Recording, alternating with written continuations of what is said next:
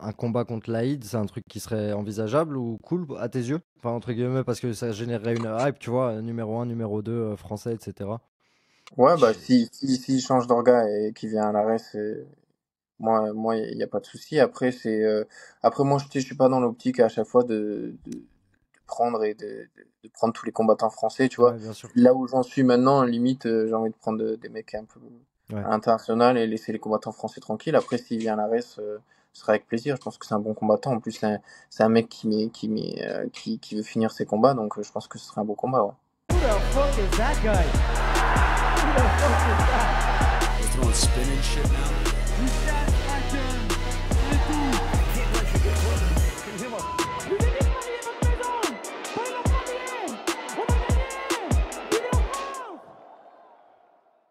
Aujourd'hui, on est avec Virgil Hogan, c'est un nouveau format. Je l'ai appelé Je peux pas, j'ai MMA, comme ça, c'est l'excuse à tout, tu vois. Genre, pour les gens comme nous, je pense que c'est une phrase qu'on dit beaucoup aux gens. Bah, salut Virgil, t'es actuel champion de Ares, pour le rappeler aux gens, en middleweight, invaincu 8-0. Voilà, 6 combats à Ares si ma mémoire est bonne. Et, Ouais, euh, c'est ça. et C'est ça. voilà. Six combats à l'arrêt, 8 combats professionnels au total Mm. et 8 victoires. Exactement, c'est surtout ça qui est hyper intéressant. Et en vrai, tu sais quoi, pour mettre les pieds dans le plat, si je t'ai menti un tout petit peu, j'ai pas préparé une question, j'ai préparé un truc. C'est ce pull, tu vois. Je sais pas si t'arrives à voir. Ouais, Contender Series. Putain, tu sais Ouais. que j'avais même pas fait gaffe en plus. Tu sais pourquoi j'ai préparé ce pull? Parce que j'ai cash commencé avec Axel Sola la semaine dernière par les rumeurs qu'il y avait qu'il était backup pour l'UFC Londres, parce qu'on va pas se mentir, ça intéresse les gens avant de revenir sur Ares et toutes les choses plus Bien actuelles. sûr, bien sûr. Mais dans les mêmes discussions, les mêmes bruits de couloir que j'avais entendus sur toi, c'est qu'en fait, tu avais eu l'opportunité de pouvoir faire les Contender Series, mais qu'en fait, les mecs t'avaient pas accepté. Est-ce que c'est vrai ou c'est juste des rumeurs? Ouais, en fait, c'est qu'ils m'ont proposé pour un gars apparemment et le gars a refusé parce qu'il cherchait quelqu'un, il voulait un striker en face et il voulait pas de quelqu'un qui allait pouvoir l'embêter au sol ou sur la lutte. Voilà. Bon, alors déjà, tu vois, tu viens de me faire une transition parfaite parce que on a deux connaissances en commun par la force des choses. Il y a un ami à moi qui s'entraîne chez vous, qui s'appelle Mike et qui a le même Ouais, coach de bien sûr. striking que toi. Et du coup, j'ai pu beaucoup échanger avec les deux, qui pour l'un t'entraîne et l'autre a pu tourner avec toi. Pour rappel, Mike, c'est un kickboxer et il m'a dit qu'il prend la sauce en striking. Donc, est-ce que déjà, j'ai envie de te poser une question parce que pour aussi avoir parlé avec Jean-Marc Toesca, qui est ton coach de striking, qui m'a parlé aussi des progrès, est-ce qu'on peut encore dire que tu es juste un grappleur et un lutteur aujourd'hui? Non, non. Je pense que je tente de plus en plus à être un combattant de MMA vraiment complet et bah, je bosse tellement sur ces phases-là. Après, on va dire que c'est pas du retard que j'ai, mais c'est tellement plus intuitif les autres phases pour moi. J'ai fait des sports de préhension depuis que je suis tout petit, donc c'est plus facile d'aller là-dedans pour moi. Et puis j'ai beaucoup plus pas forcément de facilité, mais de bagage là-dedans. Mais je bosse à fond toutes les phases de striking et puis ça progresse et je pense que ça va commencer à sortir de plus en plus sur les 2 derniers combats avant le dernier que j'ai fait où j'étais blessé, ça commençait de plus en plus à sortir. Malheureusement là j'ai fait un peu un pas en arrière avec ce combat où c'est pas trop sorti et ça m'a un peu j'étais pas content là-dessus, mais bon j'étais déjà à 2 doigts de pas faire le combat, j'étais blessé, donc c'est un peu ce que je faisais le mieux qui est sorti, mais ça va, je vais de plus en plus striker, ça c'est sûr, et puis je vois les progrès à l'entraînement, donc il n'y a pas de raison que ça sorte pas en combat. En fait, ouais, quand on arrive à un niveau, je pense, en MMA où on est complet comme tu arrives, en fait, on peut striker libéré quand on est à 100% parce que justement, on a cette base en lutte. C'est-à-dire, j'ai souvent une phrase, genre en mode qui n'a pas peur du sol va striker libéré, tu vois, mais si ça se passe mal, en fait, c'est pas que tu as cette roue de secours, mais tu sauras toujours aussi gérer un combat avec le sol comme ça s'est passé la C'est dernière fois, ça, tu vois. c'est ça exactement. Donc La dernière c'est fois, je pouvais pas repousser avec ma jambe droite, j'avais vraiment pas d'appui sur ma jambe droite arrière, donc c'était un peu compliqué pour striker et revenir. J'avais un peu que la marche avant, donc la marche avant, j'ai préféré faire un domaine où j'étais vraiment sûr que ça allait bien se passer, surtout avec le profil que j'avais en face. Et voilà. t'es plus dans une philosophie, genre, comment dire, en tant que champion, parce que tu vois, genre, accepter un combat quand on est blessé, je veux bien quand on est dans une phase montante. Là, tu le fais pour une défense de titre. Est-ce que, enfin, ça veut dire quoi? Ça veut dire que juste c'est ta mentalité entre guillemets martiale qui est comme ça? Ou est-ce que tu prends encore les combats comme si tu étais dans une phase de progression et t'as pas forcément la pression? Tu sais, il y a des mecs qui. Hum. Tu sais, j'ai Adesanya en tête qui a commencé à avoir un autre style de combat quand il est devenu champion, tu vois, pour justement conserver sa position. Du coup, qu'est-ce qui explique que tu acceptes dans cette position un combat blessé? Parce que c'est pas très usuel, tu vois, il y a énormément Ouais, bien sûr. de champions qui auraient reporté le fight dans cette position-là. C'est parce Bah, que c'était à Marseille aussi? Ou à Nice, pardon? Non, c'était à Marseille, Ah c'était à oui, c'était à Marseille Marseille. cette fois. Mais il y a plusieurs facteurs. Bah ouais, il y a après un peu le côté martial où j'ai vraiment du mal à refuser un combat. Et puis quand je me suis engagé surtout à ne pas aller au bout des choses, tu vois, pour différentes raisons. Et après, le truc là, c'est que ça faisait un moment que j'avais pas combattu. Donc j'avais besoin de combattre. Ça faisait depuis avril que j'avais pas combattu. J'avais besoin de combattre pour rester. Bah, tu sais, ouais, moi je suis encore un peu dans cette phase de progression. Et puis, puis j'y suis encore. Et puis pour moi, je suis pas. Si je deviens champion de l'UFC, là je serai installé. Et là, ok. Mais là, je suis Ouais. encore dans ma phase de progression. La RES, c'est une super organisation. C'est une des meilleures d'Europe. Mais pour moi, je suis pas le meilleur. Je suis pas encore vraiment installé. Donc je suis encore dans cette phase aussi de progression. Et pour moi, il n'y a pas vraiment de changement depuis que je suis champion de la RES au niveau des combats, tu vois, à part le Non. fait que je vais faire 5 rounds, mentalement, ça me change pas énormément de choses, tu vois. Même sur le niveau des adversaires, parce qu'en fait, au début, bah, justement, c'est pas que les spécialistes se plaignaient, mais en fait, tu n'avais pas de cadeau sur les premiers combats alors que tu débutais en professionnel, tu prenais des vrais clients et tu es très vite, en restant invaincu, arrivé sur un statut de champion où forcément, bah, là, tu prends les meilleurs de la KT aussi. Donc, en fait, t'as pas encore vraiment connu de combat facile dans ta carrière et je pense que ça aide aussi, justement, pour aller là où tu veux, parce que je pense que tu l'as jamais caché par rapport à tes ambitions. Et justement, là, à partir de maintenant, quand on en est là, invaincu, 8-0, tu l'as dit, hein, t'adores cette organisation et ça se comprend parce qu'elle t'a mis là où t'es avec des bons combats et le statut qui va avec, etc. Mm. Potentiel UFC, t'es passé sur le Fight Pass maintes et maintes fois, mais maintenant, c'est pas compliqué de se motiver pour un combat à reste quand t'entends partout, dès que tu rentres dans une pièce, que la prochaine étape pour toi, c'est l'UFC. Parce que c'est un peu ce qui se passe, tu vois, genre, dès que les gens parlent de toi ou que tu es au sujet des Ouais, débats là, ouais, bien sûr. depuis un an et demi, c'est sur ça. Ça crée quoi dans la psychologie d'un combattant à ce niveau-là? C'est intéressant ce que tu dis parce que en fait j'ai eu une phase, tu vois, c'était il y a à peu près un an où tu vois où psychologiquement, ben, comme tu dis, ça me faisait chier de retourner à l'arrêt, tu vois. Enfin, ça en parlait tellement et tout, c'est normal que moi aussi je sois dedans tout ça, mais c'était en mode, j'avais pas la même motivation d'aller combattre, tu vois. Mais j'ai passé cette phase et maintenant tout ce qui est UFC, tout ça, tu sais, même quand je suis tagué sur des trucs à chaque fois sur les réseaux et tout, je repartage jamais parce Ouais. que tant que c'est pas acté et les bruits de couloir et puis en plus les bruits de couloir qui restent dans les trucs français, tu vois, on est personne pour, on n'est pas du tout décisionnaire là-dessus, tu vois ce que je veux dire, Ouais. et ça va même pas influencer ben, l'UFC, donc je partage pas, et là maintenant je suis en mode je combats, et puis dans tous les cas, je m'entraîne, je fais mon boulot, je gagne, je combats, et un Mais jour ou l'autre je vais y passer, et si c'est pas par la porte, comme ils disent, ce sera par la fenêtre avec les Dana White Contender Series, mais dans tous les cas, moi je fais mon boulot, je m'entraîne à fond, je dois performer, et avec les performances viendront ce que je veux, c'est-à-dire aller à l'UFC. Ouais, on reviendra sur cette question d'Ana White Contender Series ou entrée directe, parce que j'en ai parlé avec Michael Aljarouge et Axel, et je la trouve intéressante. Mais juste avant, pour être dans les confidences aussi, tu vois, euh, c'est vrai ce que tu dis sur il faut pas vraiment se fier aux réseaux sociaux. Je te donne un exemple. Moi, je fais partie d'émissions de MMA, et quand il va y avoir un trou d'actualité, il peut y avoir des débats ou des réunions en disant bah allez, on va faire une émission sur qui est pressenti pour l'UFC l'année prochaine parce Hum, que ça va faire cliquer et que dans la même émission, on peut parler à la fois de l'UFC, de plein de pépites françaises et forcément c'est un mélange qui est détonnant et qui peut aussi des fois créer en fait bah, tu sais, un état d'esprit général qui est acté alors que pas du tout, tu vois ce que je veux dire, il suffit que c'est 5 ça, 6 7 médias on dit que bah, tu étais pressenti pour y être l'année prochaine, que tout le monde pense que tu dois y être l'année prochaine, tu vois. exactement. C'est ça où c'est dangereux aussi, il faut faire gaffe, tu vois, pour être de l'autre côté, je le dis aussi aux gens parce que je trouve ça cool vu que toi tu t'ouvres et que tu te livres là-dessus que ouais, dire qu'il faut faire gaffe parce que dans Bah l'autre ouais, sens c'est aussi. ça, en fait, ça m'a un peu impacté pendant un moment où je me suis laissé un peu entraîner dans le truc, tu vois, et en mode, ah, c'est pas normal, j'y vais pas, mais Mm.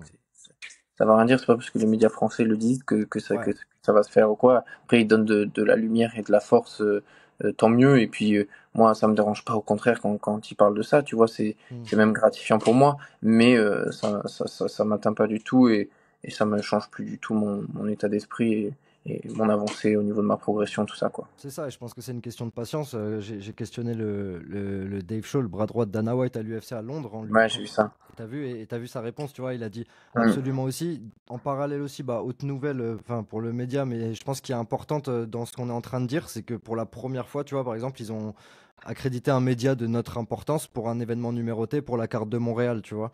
Donc forcément, tu vois, s'il y a beaucoup plus de médias qui ont accès, que en plus de ça, il y a des headliners de numérotés avec de plus en plus de Français, Manon, Nassourdine, Cyril, des potentiels backups comme vous là au Boxing Squad ou Michael. Forcément, je pense que de nouvelles signatures vont arriver. C'est une question de timing, de moment, de cartes annoncées en Bien France, sûr, tu vois. c'est Donc ça. C'est voilà. ça. C'est ça. Faut être patient. Le MMA, de toute manière, c'est ça. Tu sais, c'est comme, je prends l'exemple de moi, par exemple, quand j'ai démarré ma carrière. Déjà, au début, tout le monde disait passe pro, passe pro, passe pro. Je disais, vous inquiétez pas, je vais passer pro, mais je sais que quand je vais passer pro au début, il faut que tu sois prêt, à rusher en quelque sorte et Ouais. être tout le temps prêt à prendre les combats parce qu'il y a un moment où tu vas avoir cette transition. Pour moi, la transition, c'était à l'arrêt, tu vois, où tu vas être appelé en short notice ou quoi. Et là, il va falloir y aller et c'est là qu'il faut que tu fasses tes preuves. Tu prends un gars, tu gagnes et puis tu changes de regard, tu vois. Mais c'est pas la montée, elle est pas linéaire en MMA, tu vois. Il y a des moments où ça stagne un peu. Boum, on te propose un short notice ou un combat. Et là, tu Mhm. fais ton évolution et voilà. Et ce qui s'est passé, et c'est ce qui devrait arriver avec l'UFC, tu vois. Là, maintenant, il va falloir que je me tienne prêt. Et si jamais il m'appelle ou si elle est Dana White. Et après, si j'arrive à aller à l'UFC, pareil, il faudra être prêt à envoyer au moins les 2 premières années le temps de s'installer dans la catégorie, quoi. Mm.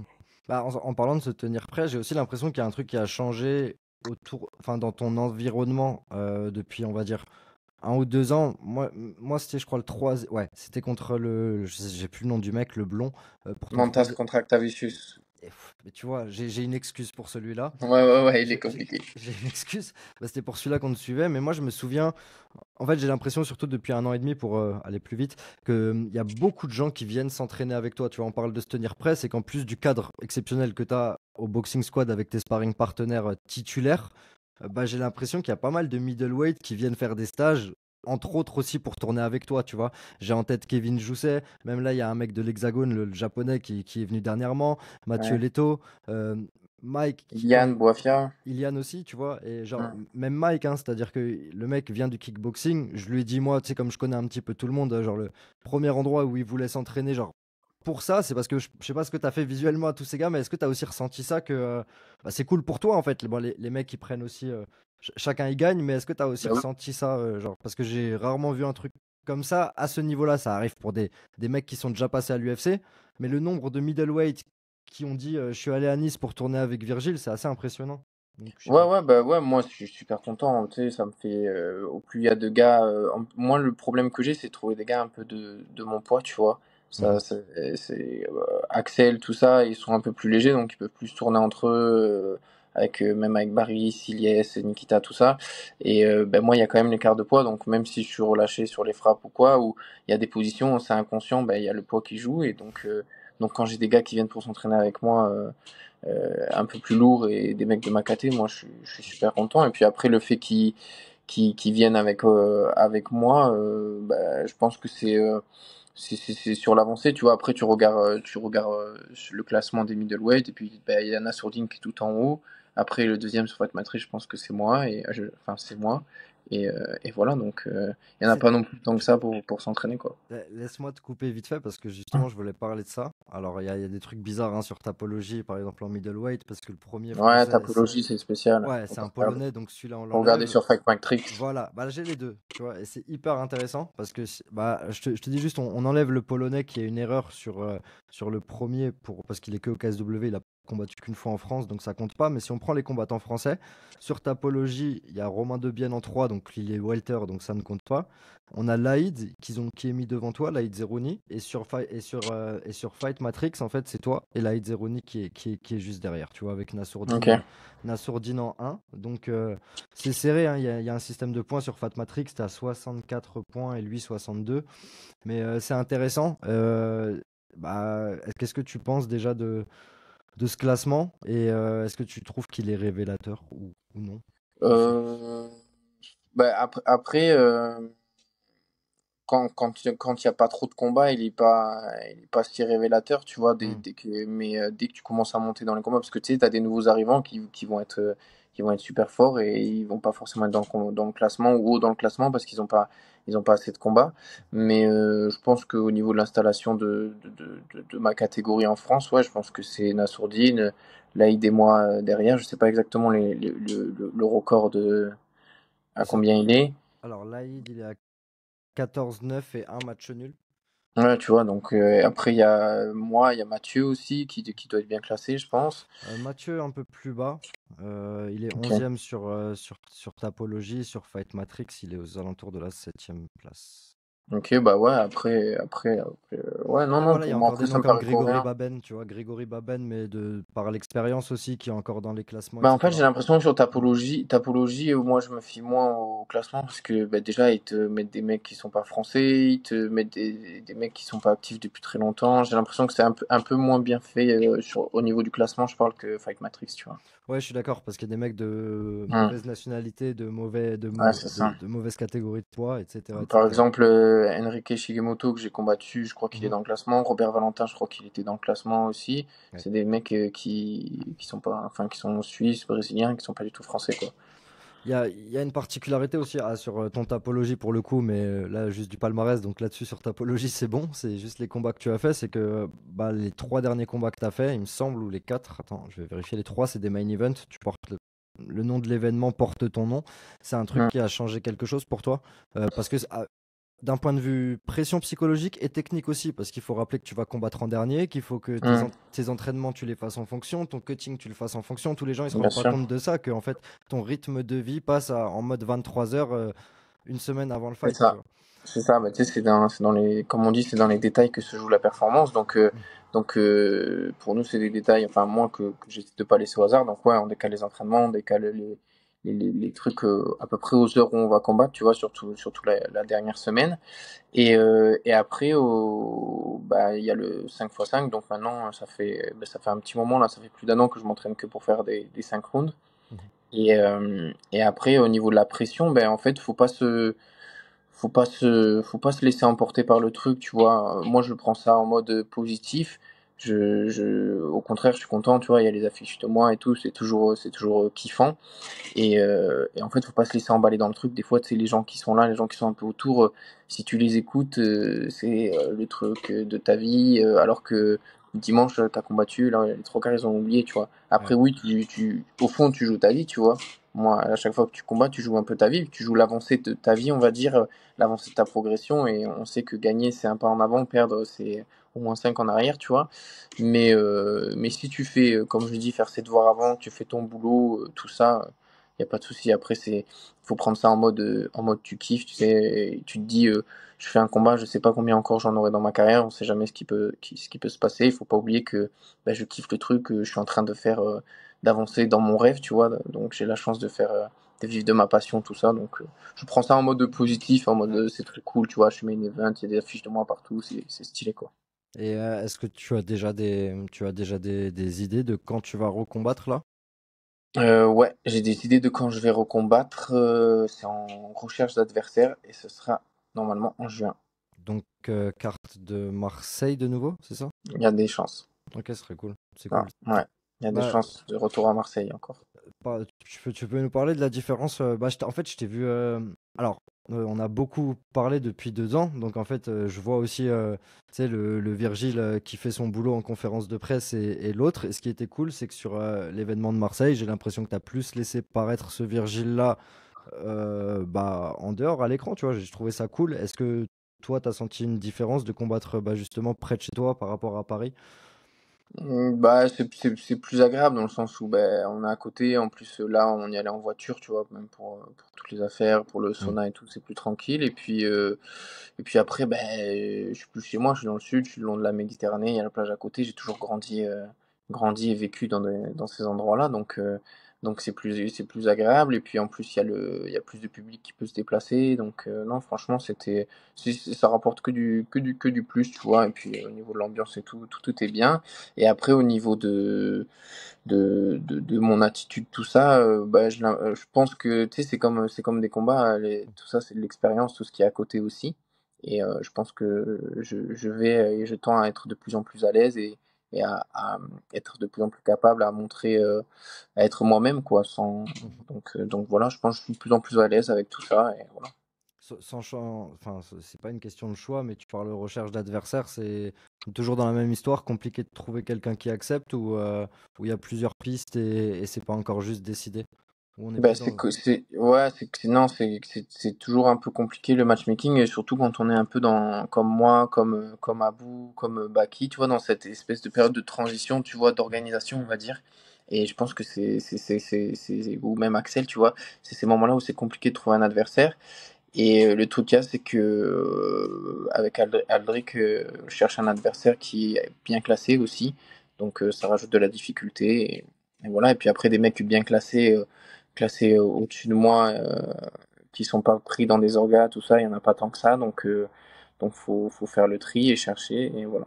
Vous vous êtes fait une genre de deadline de combat avec Aldric. Bah, j'en parlerai avec lui parce que je sais que tout ce qui est management, etc., j'en avais parlé avec Axel. Il faudra que j'en parle aussi à Aldric parce que c'est pas forcément votre rôle d'en parler, mais genre, comment dire, t'as une deadline en mode dans un, deux combats. J'aimerais au moins pouvoir y aller ou avoir une tentative pour y être comme Mathieu a pu avoir avec les Contender Series, etc.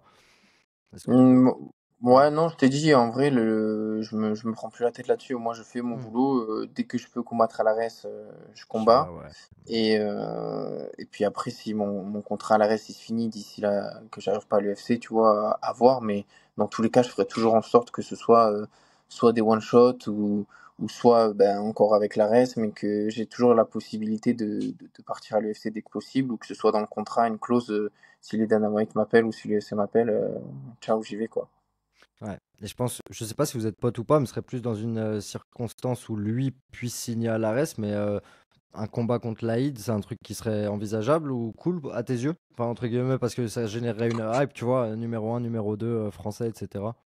Ouais, bah Je- si change d'orga et qu'il vient à l'ARES, moi, il n'y a pas de souci. Après, moi, je suis pas dans l'optique à chaque fois de prendre de prendre tous les combattants français, tu vois. Ouais, bien sûr. Là où j'en suis maintenant, limite, j'ai envie de prendre des mecs un peu Ouais. à l'international et laisser les combattants français tranquilles. Après, s'il vient à l'ARES, ce sera avec plaisir. Je pense que c'est un bon combattant. En plus, c'est un mec qui veut finir ses combats, donc je pense que ce sera un beau combat, ouais. Moi, j'étais obligé de poser la question, tu vois, parce que bon, il y en a, tu vois, par exemple, maintenant, je sais que Ilian, vous êtes potes, donc ce serait des questions maladroites, etc. Donc, mais Ouais, là, ouais, pas de souci, moi, ça me dérange pas, hein. non, non, mais là, pour le coup, tu vois, je savais pas si vous vous connaissiez, donc je me suis Non, posé la franchement, je le question connais pas, connaissant je me la suis jamais aussi. entraîné avec. Après, j'ai déjà vu un ou deux combats à lui au KSW, mais non, non, je me suis même jamais entraîné avec.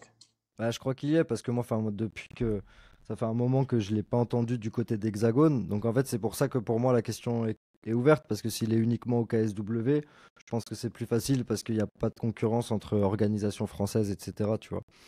Donc voilà. Mais Ouais, ouais, bah, si signe à l'arrêt, moi, ce serait avec plaisir. ok, bah, pour parler du Boxing Squad un peu de Nice, il y a de grandes nouvelles, tu vois. J'en ai pas parlé avec Axel parce que justement, je voulais un peu en parler avec toi et Aldric. Vous allez avoir une nouvelle structure. Avant ça, vous êtes énormément de champions. Je sais pas si les gens ils se rendent compte, hein. Il y a Axel qui est champion de Ares aussi des 70, Baris des 66 kilos. Vous avez Nikita Lechukov qui était aussi champion des 70 kilos du KOF, donc on va voir où ça évolue, mais qui est invaincu. Il y a toi qui est champion des middleweight de Ares. Il y a aussi des amateurs qui sont en pleine bourre. Performe. Voilà, Kalim qui est champion d'Europe. Les frères Muris, je vais oublier des gens, c'est sûr. Ilias qui va être champion de l'arrêt sûrement en Merci, juin. Ilias qui va être champion de l'Ares et j'espère qu'il me baffe quand je le croise d'avoir oublié son nom. Mhm. Mais, et bien sûr Manon qui va avoir sa chance Ah. pour le Graal du MMA, tu vois, la ceinture de l'UFC. Vous inspirez les uns les autres. Il y a quoi? Qu'est-ce qui se passe? Est-ce que les performances des uns tirent les autres vers le haut? C'est Aldric, il y a une recette. Enfin, est-ce que parce que tu vois là, il y a tout ça et en plus de ça, vous allez avoir un nouveau gym avec toutes ces ceintures accrochées au. Enfin, tu vois, et vous n'êtes pas à Paris. Tu vois, tout, Ouais, ouais. tout ça, c'est important. Tu vois, c'est quoi la recette et c'est quoi l'avenir du boxing squad à tes yeux? Je pense que c'est un mélange, un peu un mélange de tout ça, tu vois, qui font la réussite. C'est que c'est tout l'écosystème, en fait. Bah, c'est Aldric, Jérôme, Jean-Marc, on a la chance d'avoir des entraîneurs qui sont au top. Et puis après, entre nous, bah, à l'entraînement, ça se passe super bien. Tout le monde se tire vers le haut, tu vois, enfin, il y a jamais d'embrouille. C'est que du positif. Et puis les performances des autres nous motivent aussi, tu vois. Et quand même les amateurs entre eux, tu vois, même ça drill, chacun se prend des trucs. Kalim, tu vois, il a beaucoup à apporter au sol. Ben, les après, mais quand je drill avec Aldric qui vient, il monte des trucs, tu vois. Tout le monde est en mode apprentissage, apprendre de tout le monde, tu vois. Même des fois, je tourne avec Ilyes, sur des drills, il monte des drills debout, tu vois. On est vraiment en mode tout le monde prend de tout le monde. Moi, je monte des trucs sur le cache contrôle, tu vois. C'est vraiment dans l'échange et c'est quasiment familial, quoi. Il y a Donc aussi un voilà. truc aussi en sparring. Alors, c'est très dur à décrire aux gens. J'ai l'impression aussi que vous vous entraînez un peu plus dur qu'ailleurs, mais intelligemment, parce que tu peux pas t'entraîner dur au haut niveau Mm. bêtement, parce que sinon les blessures arrivent. Tu vois ce que je veux dire? Genre, prends l'exemple d'un combattant qui a fait des sparring très durs chez vous, qui s'est pas blessé, qui a fait des sparring light en se faisant une fracture du plancher orbital dans un petit club de région, tu vois.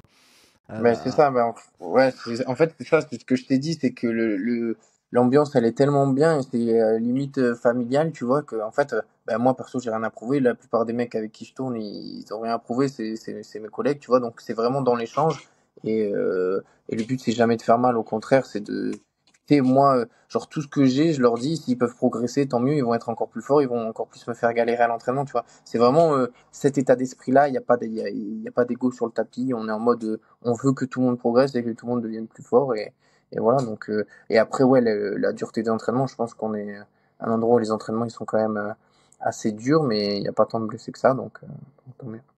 et C'est on... fait intelligemment, tu vois, comme tu dis.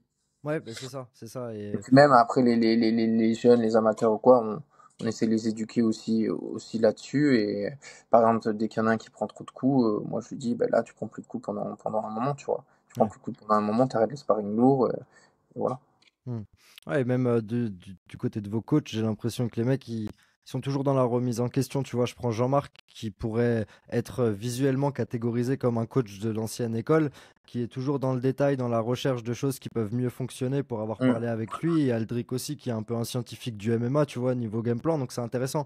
En plus, pour avoir parlé avec lui, il est très dans vous, comment dire, dans vous laisser combattre avec vos styles de prédilection et ne pas les changer tout en trouvant des stratégies. Donc ça implique un travail personnalisé sur chaque athlète, tu vois, c'est... Enfin, bref, tout ça, c'est assez impressionnant et cool et ça, c'est de bon augure pour la suite. Et si justement, j'aimerais bien faire un tour avec toi des prochains combats de tes compagnons, de certains de tes compagnons, tu vois, là Ouais. j'ai Ilyes en tête et Manon. Dans un premier temps, mais ouais, Ilyes, tu l'as dit, futur champion d'Ares. Je suis pas d'accord avec lui quand je disais quand il disait lui qu'il était boycotté par les médias parce que je pense il le sait qu'il avait pas assez communiqué et qu'il vient aussi qu'il a commencé le MMA peut-être pas dans le bon créneau médiatique, mais Mhm. est-ce que ça va changer le petit truc qui lui manque pour être reconnu à sa juste valeur parce que Ilyes c'est un des meilleurs 66 et 70 qui a été fait en Europe et en France et il va enfin avoir sa chance pour une ceinture et un peu de reconnaissance. Il faut savoir qu'au classement, il est numéro 1. Est-ce que tu peux un peu nous Là, parler c'est ça que j'allais d'Iliès dire, c'est que sur Ouais. le classement Fight Matrix, en plus, il est numéro un. Et ouais, il est très très fort, mais je pense qu'il est un peu. En fait, le truc, c'est qu'il a été dans les deux générations, tu vois. Mhm. Et il a été dans l'ancienne génération parce qu'il a commencé très jeune en plus. Et je crois qu'il a fait son premier combat pro à 18 ans ou quoi. Et il a direct. Et après, maintenant, il est avec notre génération et la génération d'après légalisation, on va dire. Mais ouais, c'est quelqu'un qui est très très fort, très complet. Il est très dangereux, très très dangereux debout.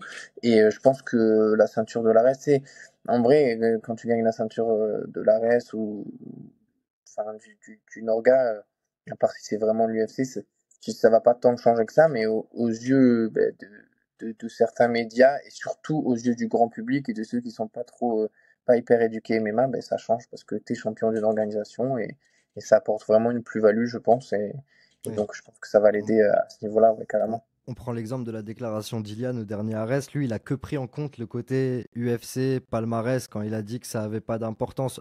Enfin, des gens comme des experts du MMA, on comprend ce qu'il veut dire, mais Hum, ça reflète pas toute la réalité, tu vois. c'est ça. Mais je lui ai dit, j'ai dit, moi, d'un point de vue médiatique, si tu as la ceinture d'Ares autour tu vas générer plus de clics. C'est bête et Bien méchant, sûr. tu vois. Ah oui, mais Donc, ça c'est sûr et certain. Moi je vois un avant après la ceinture d'Ares, hein, et puis même avec et encore plus avec les gens lambda, pour eux, t'as la ceinture, t'es champion, ça change tout, tu vois. ouais. Donc non, non, la ceinture ça change beaucoup et, euh, et c'est bien de l'avoir.